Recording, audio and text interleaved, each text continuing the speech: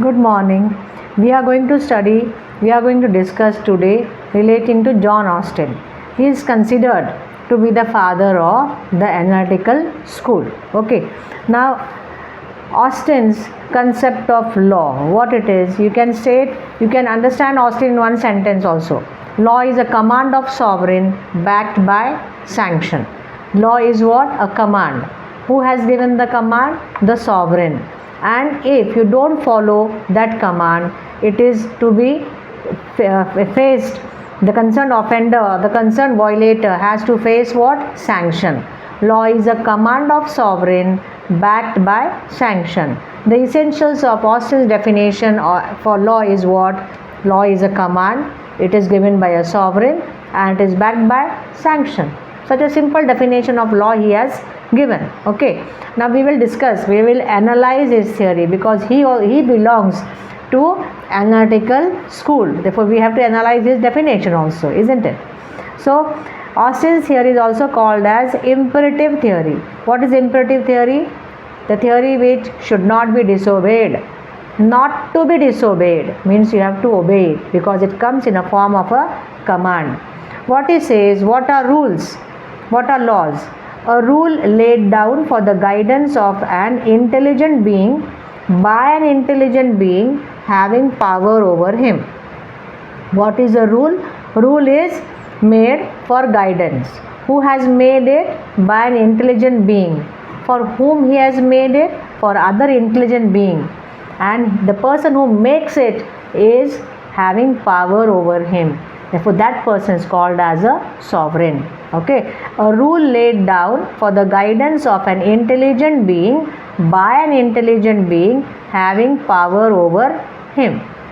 He states about positive law. What is positive law? Law as made. These people are Salmon, Austin, Hart, Kelson. These people are positivists. Positivists study law as it is.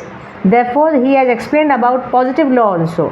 What is positive law? Positive law consists of commands set as general rules of conduct by a sovereign to a member or members of an independent political society wherein the author of law is supreme. Okay. Now, who has made it? By a sovereign. For whom he has made it? For the member or members of an independent political society. Means they are not believing, Austin is not believing about custom. He is stating about law made by the parliament, made by the sovereign authority. Not exactly the parliament, just I stated that today it is made by the parliament. Today when we study law, it is the law made by parliament. But at the time of Austin, there was monarchy. He had seen the monarch giving the command. Therefore, for him, it is the monarch. Okay. Sovereign to a member or members of the independent political society. Means the political society is already formed. The state is already formed. Wherein the author of law is supreme. Means the person who makes the law is a supreme authority. And law is always in a form of a command, which is set as a general rule of conduct. Okay, I'll repeat again. Positive law consists of commands set as general rules of conduct by a sovereign to a member or members of the independent political society wherein the author of law is supreme. This all statement we can reduce in a small statement, that is, law is a command of sovereign backed by sanction. So, according to Austin, what are the features of positive law? It is a type of command. It is laid down by political sovereign and it is enforceable by sanction. Okay, means the person will be punished. He will face certain evil aspects by the sovereign. Okay. Now, what is a command? Command is an expression. Command is a wish or a desire. But how the desire comes, that is imperative. You have to follow it. If I give you a choice, then that is not a command, that is not an order. How the command comes? Command comes as an imperative. You have to follow it. So, command is the expression of a wish or desire to another so that he shall do a particular thing or refrain from doing a particular thing in a particular manner only. Means when I give you a command, it means you have to follow it. I will tell you to do certain things or refrain from doing certain things. I will tell you to do something or not to do something, and you have to follow it. It is very much imperative. Therefore, it is called as a command. Command, either it is a particular command or it can be a general command. And what law is? Law is a general command. Laws are general commands. They are like standing orders. Got it? Now, this command, who has given this command? It is given by the sovereign, a superior authority. Austin says that we are controlled under two superiors. One is the natural superior and the other is a positive superior. God is natural superior of all, while positive superiority implies superiority in the society, that is the sovereign. He believes in the sovereign in the politically organized society. He is not speaking about God. He is not speaking about natural superior. He speaks about the positive superior. And how the positive superior is? Sovereign must be common to whole society. There cannot be two sovereign in the same society. Sovereign superior, he will have only the powers to make the law. Therefore, he says that law is law because it is made by sovereign, and sovereign because he can make the law. I'll repeat the statement again. Law is law because it is made by sovereign, means only sovereign can make the laws. Then only it will be called as laws. And sovereign is sovereign because he alone can make the law. Powers of sovereign are unlimited and indivisible. It is the law making powers which make him sovereign. The relationship between the sovereign and the law is like the center and the circumference. Both are very much connected with each other. Sovereign must be independent of all control, whether internal or external. Therefore, sovereign is the highest, the superior authority in the society.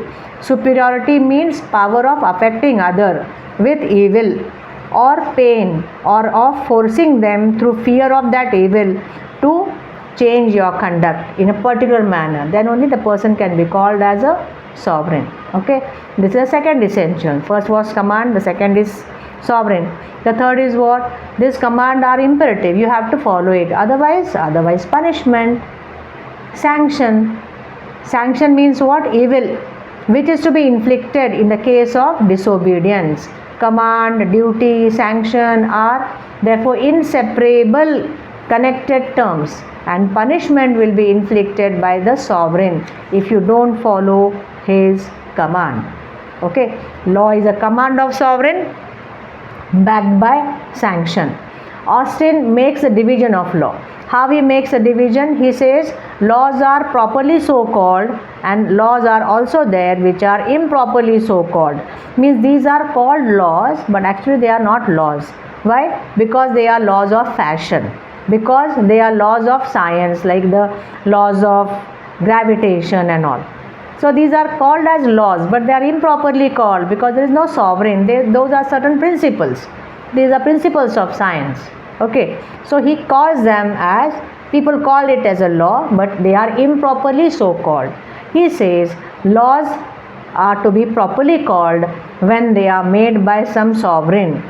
He says in this matter you can divide laws of God and human laws. He is not very much concerned with the God laws or divine laws. Therefore he has not classified it again.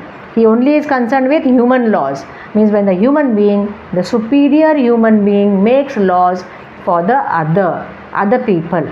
He is concerned with such man-made laws. So human laws. Now human laws can be classified as positive laws set by political superior, for which Austin is very much concerned, and laws which are not set up by political superior. Means human beings are making the laws but they are not political superior, like members of the society or a club.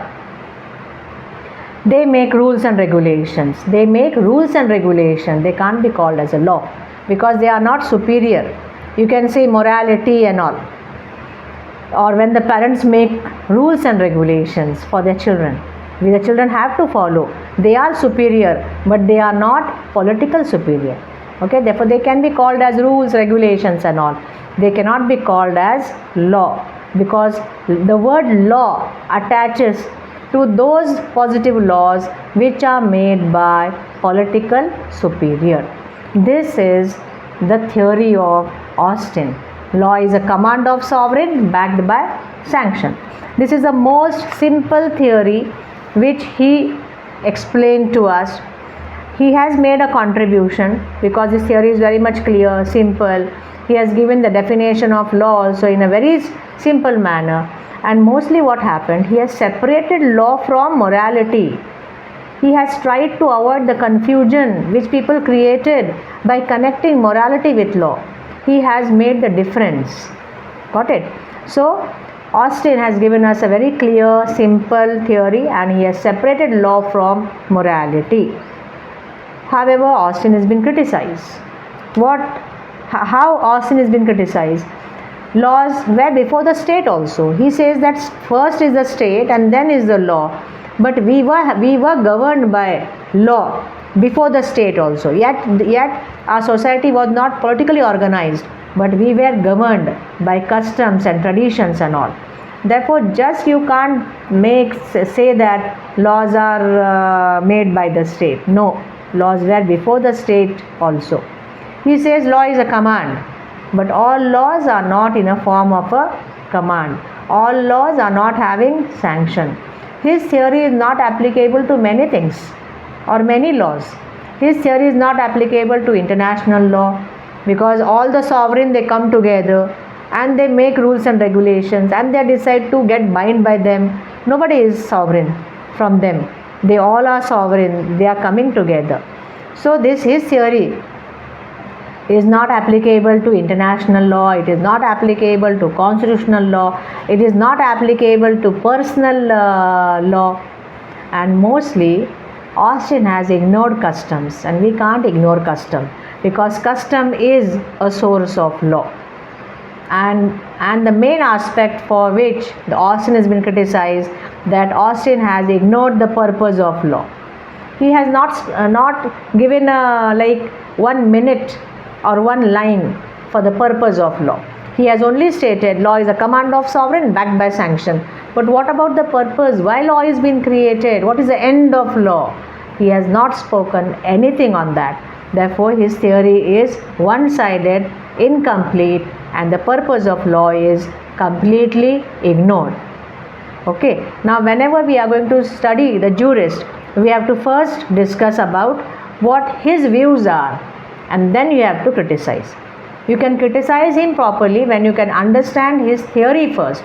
So first understand the theory and then see what are the limits of his theory. And there are contributions of the theory. Every theory has contributed to the legal thought, to the legal aspects, to the jurisprudence. Okay.